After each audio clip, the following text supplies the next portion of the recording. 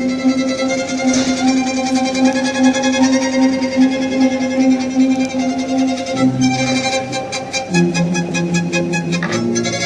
amigos, ¿qué tal? Nuevamente juntos para compartir el artículo de la semana. Hoy vamos a abordar el tema del rol. El artículo, como ustedes podrán ver, lo he titulado Atrapados en el rol. ¿Qué es esto de atrapados en el rol? Primero tenemos que ver qué es el rol. En principio les digo que el concepto, que a mí me apasiona, el concepto de rol, forma parte central de el modelo que vengo trabajando desde hace muchos años y que ustedes saben he denominado modelo convergente, donde aparecen en una relación de tensión y a la vez de complementación los conceptos de persona y personajes articulados por una constante que es central, que es la variable o constante de personalidad. Digo variable o constante porque la personalidad es una constante, pero si lo tomamos en función comparativa con otra persona, ese concepto personalidad es una variable que interviene creando coincidencias o diferencias respecto de otra personalidad en relación a una determinada situación. ¿Cómo la resolvemos? Bueno, pero volvamos al concepto de rol. En principio, quiero compartir o leerles una definición muy breve, descriptiva del concepto de rol. Se podría pensar el rol como la función o el papel de un actor. Y cuando digo actor, estoy pensando no solamente en un actor en el sentido de un actor de teatro, un actor de cine, sino la persona que actúa en relación al contexto social. Es lo que llamamos el actor en relación a su capacidad de efectuar acciones en relación al contexto. La palabra rol deriva de la palabra francesa rolé y de la inglesa role. Ustedes saben que en principio el rol vinculado a el discurso, el parlamento que se leía desenrollando justamente el rollo donde estaba escrito una determinada partitura, donde estaba escrita un determinado discurso, un determinado mandato, una determinada volanta, que al desenrollar justamente ese papel podía leerse. Por eso están asociadas las palabras rol, parlamento, papel. Cuando decimos fulano de tal desempeña un determinado papel, fíjense entonces, si la palabra rol está vinculada a algo que está escrito y debe ser leído ante un determinado público, decimos que el rol no solo implica una acción, una expectativa en función de esa acción, sino que implica un discurso, es decir, algo dice el rol y algo es dicho en el rol, tanto sea de manera explícita o implícita. Hay un discurso explícito y un discurso implícito dentro de todo rol. Finalmente podemos decir también que el rol, podemos pensarlo como el comportamiento que se espera de cada uno según su estatus social o laboral. Es la función que alguien o algo cumple con arreglo a un logro esperado por lo que llamamos expectativa social o expectativa de rol. Y esto está en relación a la responsabilidad asignada. Bien, dicho esto, esta descripción operativa de rol, digamos lo siguiente. En principio, nuestra relación, tanto social como laboral y familiar en el sentido específico de lo sociofamiliar, está inevitablemente vinculada siempre a un rol. Es decir, hagamos lo que hagamos, lo vamos a hacer desde un rol. Como hermano, como padre, como hijo, como vecino, como empleado, como jefe, como maestro, como docente, e incluso un rol en relación a una determinada situación, como por ejemplo podría ser lo que hace una persona frente a una situación extrema o dramática, que por el hecho de hacer una determinada cosa en una situación en la que los demás omiten hacer esa determinada cosa, nos podemos transformar en héroes o en cobardes. Es decir, también esto es un rol. El rol, de alguna manera, si bien es cierto que hay una expectativa y está definido previamente, en el caso de los roles laborales, por ejemplo, siempre está vinculado con una relación dentro de un esquema de estatus. ¿Qué es el estatus? Es, bueno, justamente un determinado nivel de expectativa y de jerarquía que cada uno ocupa en relación a un determinado organigrama de jerarquías estatutarias. Por ejemplo, dentro de una empresa podríamos decir que hay estatus vinculados a las responsabilidades de los puestos laborales, lo que llamamos la cadena de mandos. Por ejemplo, los gerentes tienen un estatus de responsabilidad sociolaboral diferente a la responsabilidad que podría tener un determinado operario. Sin embargo, dentro de esa estructura hay o se superponen otros tipos de estatus, que son los estatus llamados estatus familiares. También podemos pensar el concepto de estatus dentro de la estructura familiar, es decir, la responsabilidad del padre con respecto al hijo. Diríamos que el padre, o los padres, mejor dicho, tienen un determinado estatus, tanto de directividad como de responsabilidad y de jerarquía en relación a la palabra, en relación a los hijos. Esto creo que podemos observarlo en cualquier relación humana. De manera tal que también el concepto de estatus, vinculado al concepto de rol, implica un factor, digamos, implica un componente, esa es la palabra que estaba buscando, implica un componente de poder.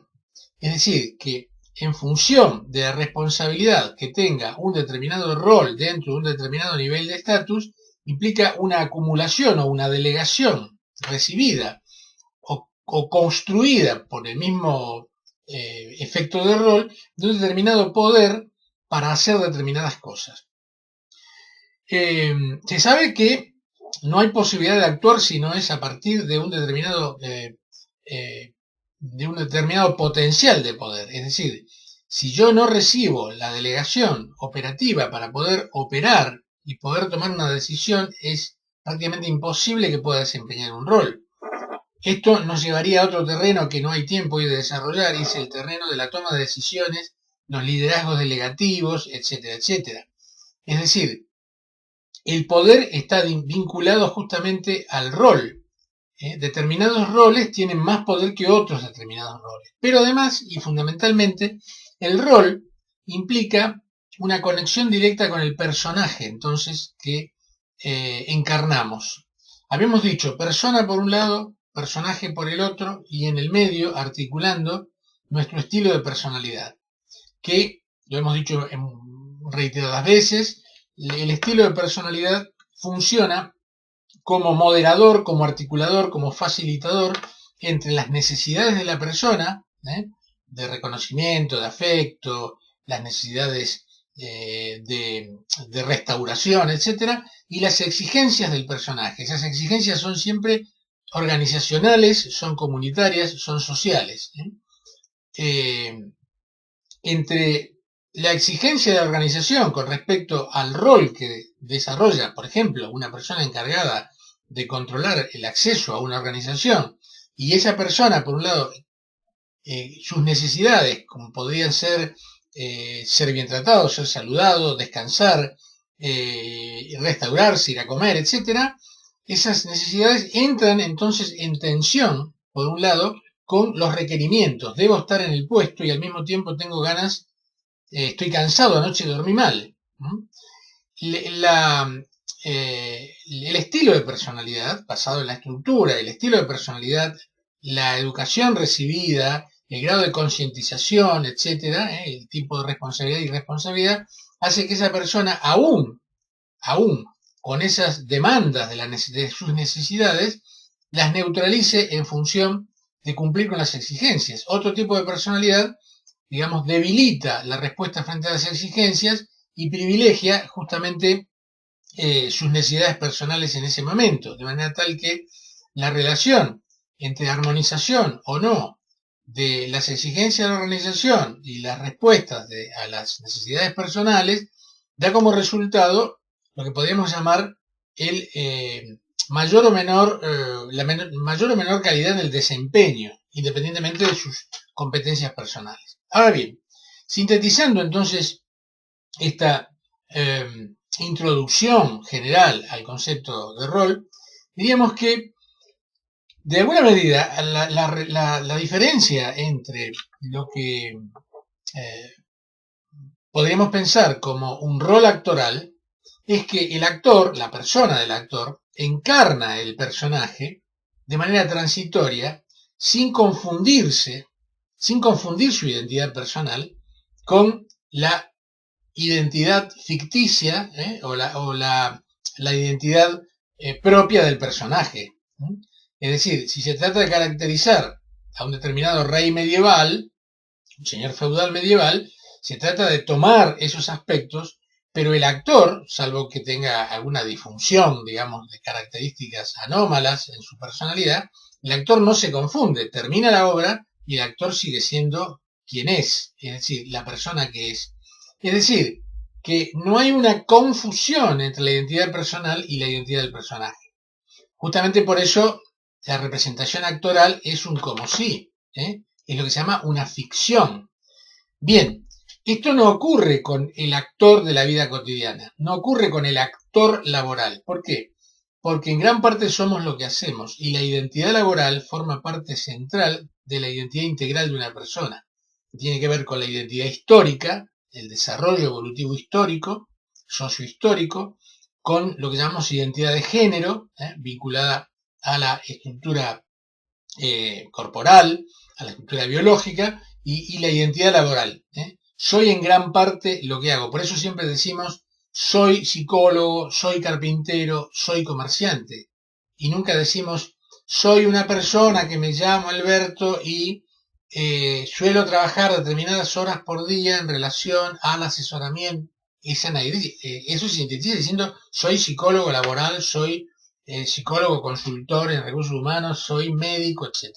Es decir, que la persona en relación al personaje se integra, o el personaje se integra a la persona de tal manera que a lo largo del tiempo se va consustanciando en lo que llamamos identidad profesional, a partir de la jerga, la forma de vestir, la forma de expresarse, sus círculos de interacción social, su visión del mundo, su forma de relacionarse con las cosas, con los objetos. Hasta ahí sería lo estadísticamente normal. Ahora, en determinadas ocasiones hay personas que se confunden de tal manera con su rol y quedan hipotecadas, atrapadas por el rol, más allá del tiempo de trabajo.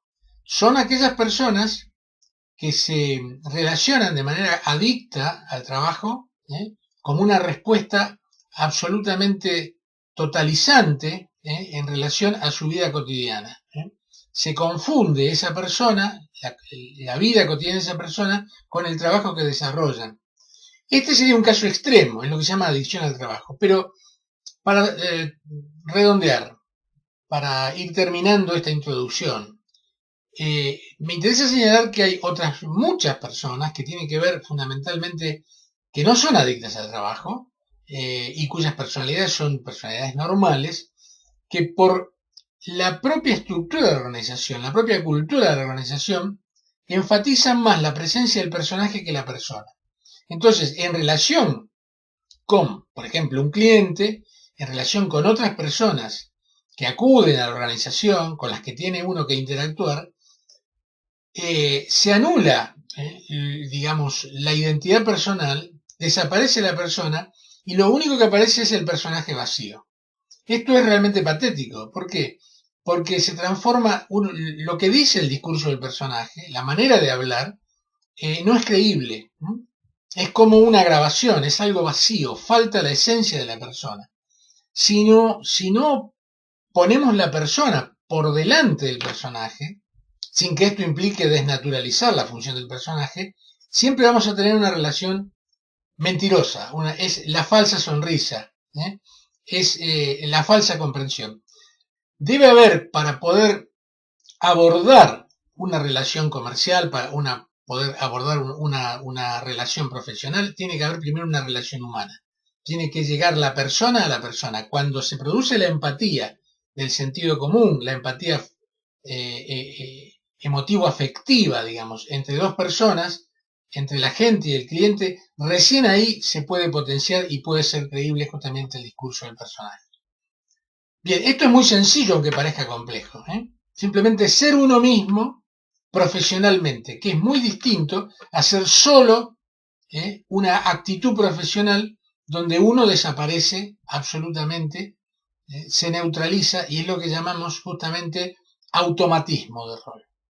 Bien, hay mucho más, pero los invito a leer el artículo y vamos a seguir compartiendo conceptos que giran en torno a la persona, al personaje y al rol. Me despido, como siempre, diciéndoles que cualquier inquietud pueden comunicarse a través del nuevo correo electrónico, que es rrhh@albertofarias.com. También entrando al sitio www.albertofarias.com. Gracias y hasta la semana que viene.